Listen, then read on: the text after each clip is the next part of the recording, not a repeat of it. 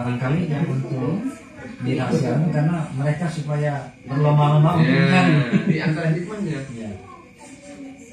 Antara hikmahnya karena Lailatul Qadar itu kan di malam bulan Ramadan. Udah capek-capek puasa, makanya supaya mencarinya sungguh-sungguh. Sehingga ya di 10 hari terakhir Ramadan dia tidak mencari yang ganjil aja, pokoknya 10 hari yang terakhir. Karena makna ganjil itu kalau bulan Ramadannya 29 hari, maka malam ganjilnya justru di hari genap. Ramadan itu kalau sebulannya 30 hari, maka malam ganjilnya ya tanggal 21, tanggal 23, 25, 27, 29. Tapi kalau 29 hari, maka tanggal ganjilnya 20, 22, dan seterusnya. Makanya karena takut karena tidak diketahui Ramadannya apakah 29 atau 30 hari, maka orang dulu pokoknya 10 hari yang terakhir semuanya. Kalau kita kan enggak nyari 23-nya, 27-nya, Karena tahu batasnya kan ya kan. Memang dirahasiakan.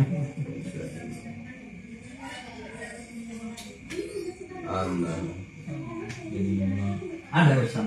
Orang itu kadang-kadang kalau begitu lihat dengan ada semacam malam Lailatul Qadar itu kalau di Palembang nih, di Palembang.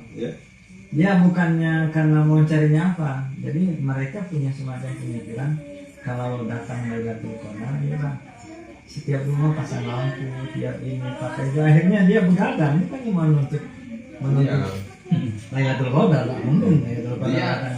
Dia tidak ada apa-apa. Tidak apa-apa, tapi ada yang menghidupkan malam Lailatul Qadar, dia mendapatkan berkah Lailatul Qadar.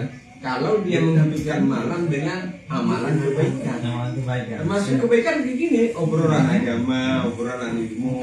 Tapi kalau sambil main gaple, digantungin apa namanya batu, itu kesia-siaan, tidak ada apa-apa.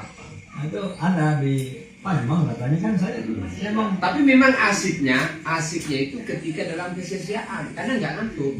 Tapi kalau dibawa dengan ngaji, dikit ngantuk ya. Karena banyak gabung. Jadi istimewanya kebaikan itu dengan keburukan. Kalau keburukan tidak membuat ngantuk, tapi kalau kebaikan membuat orang ngantuk. Kenapa? Karena dalam kebaikan itu ada malaikat. Malaikat itu membuat berat bagi orang yang hatinya belum bersih. Tapi bagi yang bersih hatinya justru lebih nikmat. Lebih nikmat.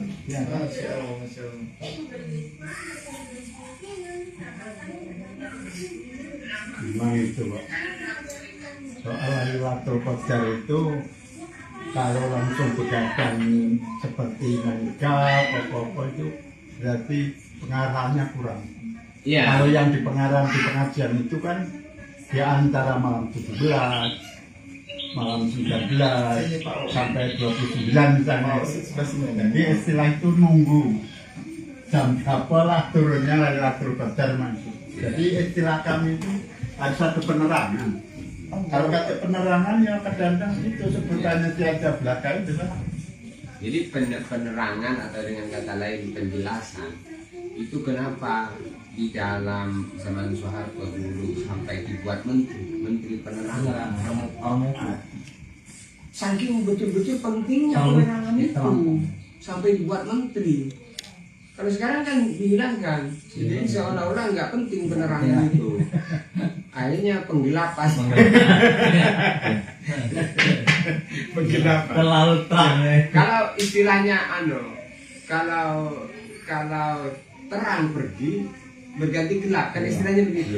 Siang pergi ganti malam. Jadi menteri penerangannya dihapus, tinggal tuh. jadi menteri kegelapan. Jadi habis gelap terbit terang. Itu hilang kendali ya. Jadi intinya penerangan, pengajian, majelis taklim, obrolan agama seperti ini itu justru membuat hati itu bersinar. Karena segala kebaikan itu laksana lampu dalam gelap. Jadi dia bisa menjadi hati bersih. maka obrolan-obrolan sahabat itu semua dalam kebaikan. Ada seorang sahabat namanya Abdullah ibnu Rawaha. Jadi setiap ketemu sama orang dia bilang ijlis nukmin biro binasa. Duduk sebentar kita ngobrol perkara iman. Jadi ngobrol perkara iman seperti ini sudah zaman sahabat sudah suatu perkara yang menjadi biasa. Akhirnya dulu sahabat itu ketika mereka habis pulang dari majelisnya Rasulullah maka menyampaikan Rasulullah itu jadi saling meriwayatkan hadis. Kalau kita kan bukan saling meriwayatkan hadis karena Rasulullah sudah nggak ada, tapi tinggal meriwayatkan hadisnya Nabi yang sudah ada sehingga menyampaikan kalamnya sahabat. Menambah redaksi sedikit Ya.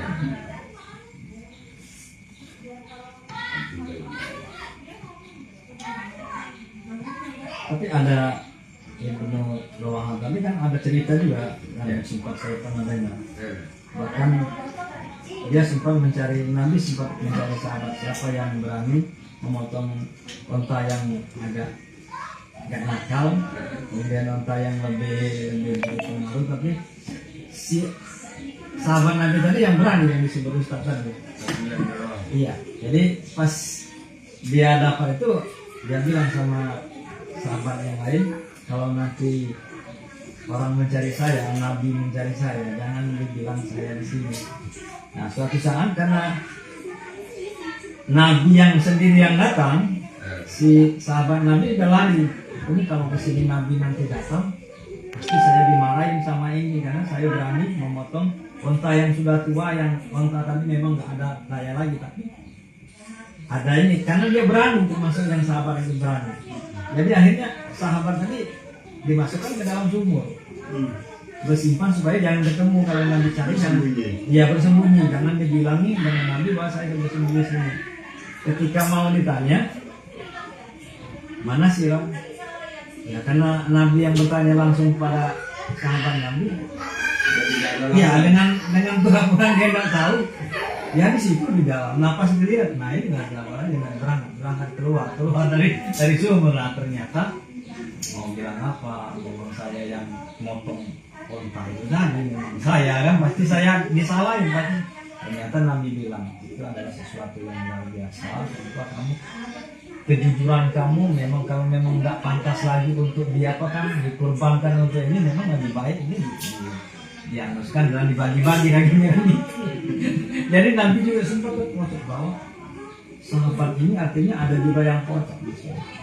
Dia bersuara walaupun tak dengan keadaan takut.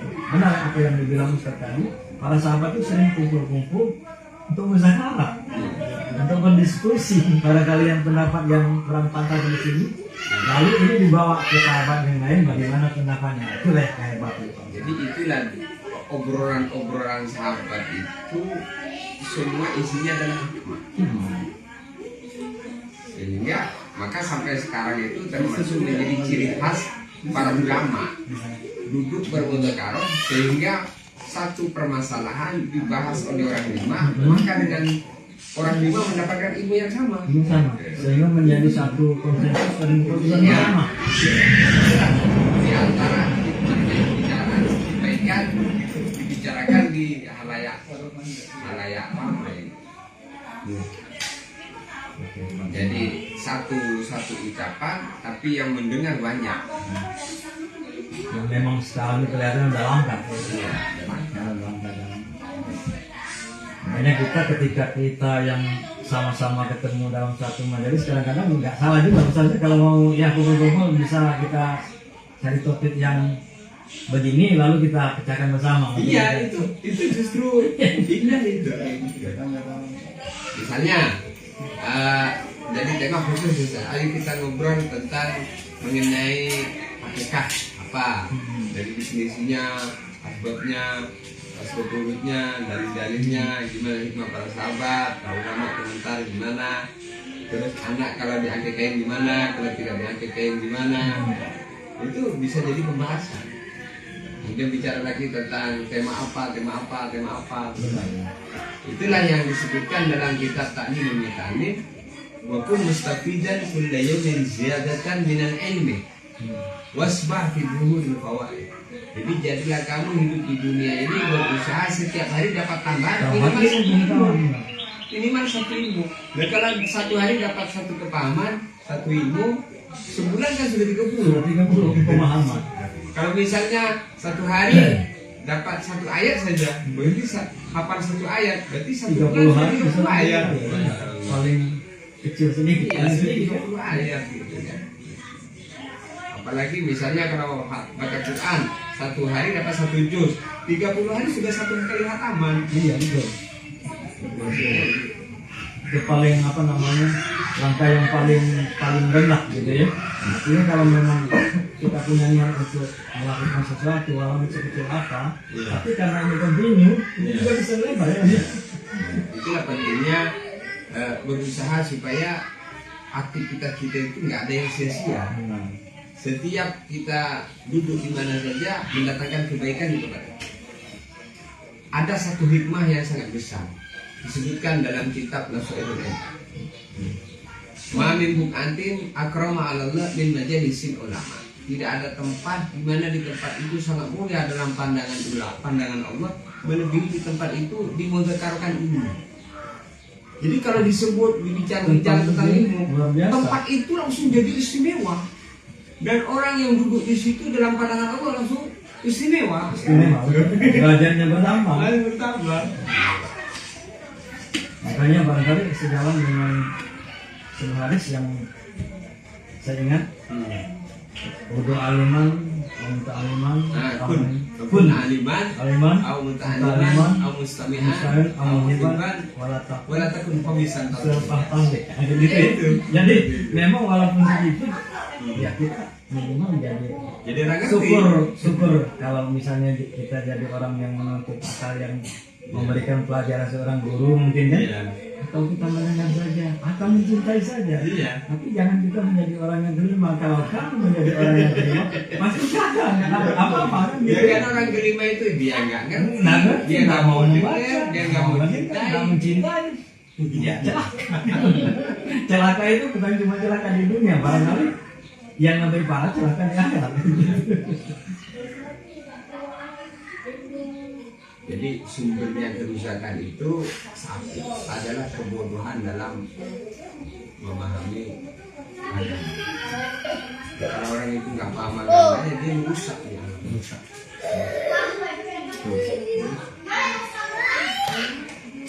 Tapi ada juga Ustaz tren sekarang ini, bukan dia nggak mau memahami tentang agama, dia itu barangkali baru itulah belajar tentang agama karena dia baru dapat, mungkin bahwa agama itu dia yang dapat baru ketemu, lalu dalam kondisi yang sangat minus sekali, barusan ketemu saja, dia sudah bisa mau memberikan semacam fatwa.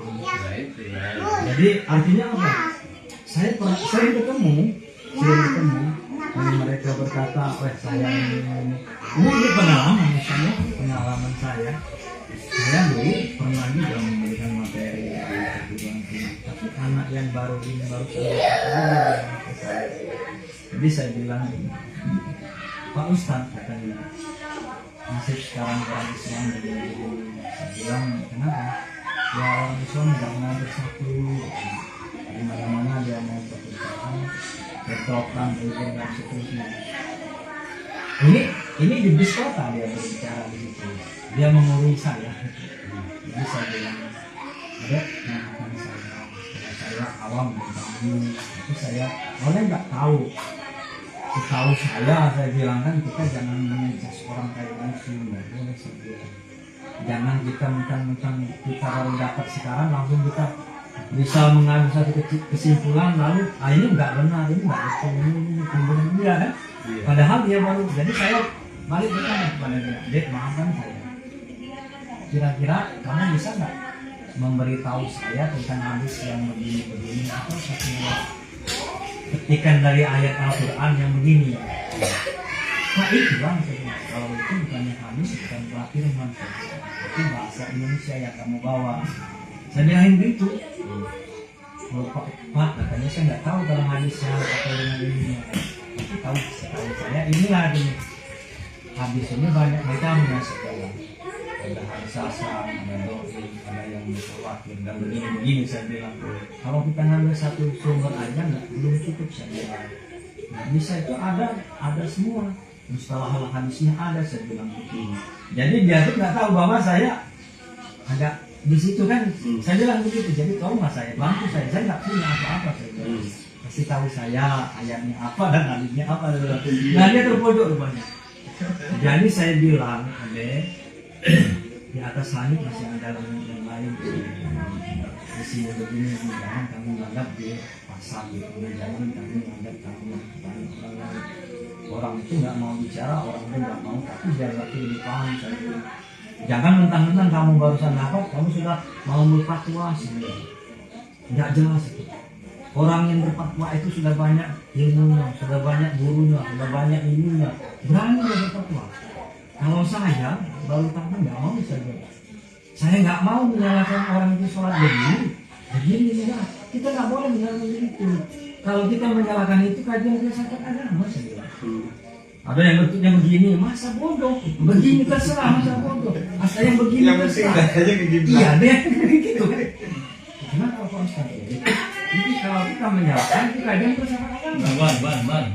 Tapi kalau kita kajian harus cari gambarnya apa. Nggak boleh, saya maaf saya berbanyak langsung. Bukan berarti saya mau beda-beda di fakultas keseluruhan jurusan berbanyak agama minimal 5 agama yang memberikan. Makanya kami menjawab. Kami mau tahu konsep. Orang Hindu ada puasa, orang Kristen ada puasa. Mereka punya semua. Islam juga ada tapi beda, puasanya beda, tidak sama dengan itu. Saya bilang, iya, konsepnya begitu. Dan bukannya sama, orang Islam dengan orang Hindu itu, orang Kristen beda. Yang diberikan kewajiban puasa itu bukan umat loh.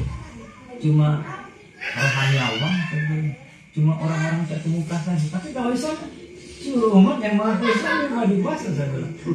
Iya gitu Pak. Ini Al-Quran saya bilang. Saya bilang di situ, kamu mau buka apa namanya kitab video perjanjian lama dan baru, cuma ada keterangan saya bilang.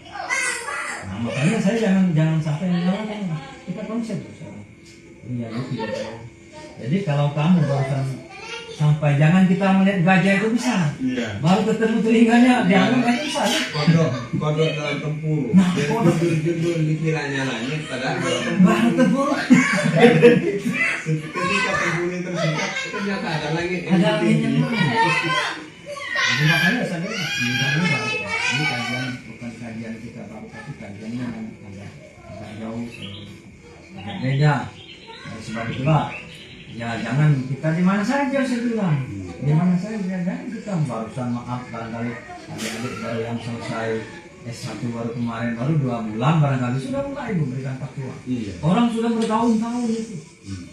Jadi saya pernah ya ini pengalaman gitu Ustaz.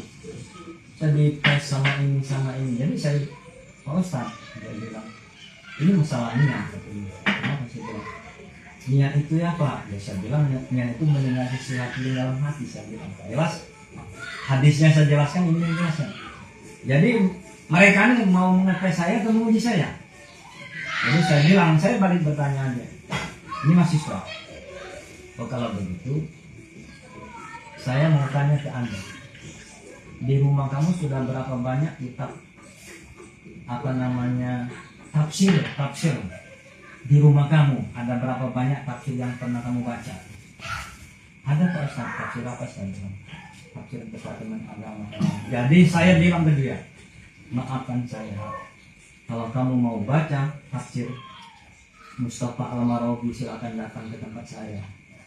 Kamu mau baca tafsir Al-Jalalain tempat saya ada sebenarnya. Tafsir ini ada ini. Artinya kalau kita cuma mengkaji dalam satu buku belum apa-apa sebenarnya. Pasti harus banyak kembali baru tahu sebenarnya. Masalah niat itu sudah jelas. Masalah niat ada sesuatu dengan niat kita. Kalau sengaja aku begitu lah apa sih ya saya bilang. Tidak bisa di ini kan. Nah artinya apa maksud saya? Saya kasihan dengan adik-adik yang barusan kemarin tentang dia barusan tahu dikaji sampai begini enggak mudah sih kita ambil semua ilmu mereka, kita ambil karena kita mentang-mentang sudah banyak ilmu, lalu dengan banyaknya air ini langsung enggak usah, ini bila perlu gelas yang ini nggak usah dikasih penuh, ya kan ada, jadi ada masukan dari orang lain itu siapkan wadahnya, jadi pertama ada terima aja. Jadi kata kawan-kawan yang properti jangan menjadi simpang profesor. Kenapa? Kalau begitu dia nggak mau terima ilmu yang dari orang lain. Maunya karena dia sudah menurut ilmu dia lah yang benar. Nah ini, Jadi yang tidak sepaham salah semua. salah semua. Nah inilah. Jadi makanya saya bilang kalau pengajian di sana di Masar, itulah gunanya saya bilang. Ada masab Syafi'i, masab Maliki, masab Bali dan ya, Tapi ada yang keliru tadi bila TikTok itu ada yang katanya madhab salafi. Salafi itu kan bukan madhab. masalah. Kamu ini madhab itu gimana? Nggak ada madhab salafi. Itu mungkin masa baru keluar, baru datang. Jadi nampakkan kebodohannya gitu kan. Dengan Kesilapannya. Padahal tadi kan, Hah? nah tujuannya begini untuk audiens pagi tadi itu yang pertama tujuannya itu untuk menghujat semacam itu. Tapi di saat menghujat menurut kita ini salafi mungkin semacam, tapi dia salah hujat, salah itu jadi maaf. Padahal kalau kita kembalikan hadis ikhtilaf ulama Rahmat. kan perbedaan pendapat itu seberapa. Wajar Imam Syafi'i tidak pernah bilang kalau kamu mau sholat ikut saya begini nggak apa dia tidak pernah yang ikut. Kalau saya Imam Hambali bagus tapi mungkin selama dia ada salahnya. Saya juga ada benarnya tapi tidak mungkin ada kekeliruannya. Luar biasa. Karena dia ini kan tapi ya kadang itu yang bilang tadi kesini aja ya. Ayo tadi bilang kesini aja ya. Pendapat yang baru kadang-kadang punya peran yang lebih besar. Ada karena kosong. Makanya di antara negara paling adil di Indonesia, sesama orang Islam tidak rukun. Islam mayoritas tapi saling menghujat dan berbeda. Akhirnya rahmat juga. Jadi hilang rahmat dan Makanya dengan TikTok kita, dengan YouTube kita, dengan Facebook kita bicara yang baik supaya meredam, memberikan kesejukan, perdamaian, tapi tidak keluar dari konsep syariat. Akhirnya kemarin ada orang dari Kristen banyak, ya. Tapi dengan penjelasan itu tentang Nabi Isa, dia bilang terima kasih Pak Ustadz. Berarti kan timbul kesimpulan yang sinkron gitu, yang positif dengan dia. Jadi ternyata di kajian-kajian online sekarang memang karena semua orang sudah pegang. Minum ya, minum aja ya. bubuk atas saja. Ada Bubuk atas aja ya. bubuk serah dulu jadi tak di atas. Di atas Ada ada apa? mana ini?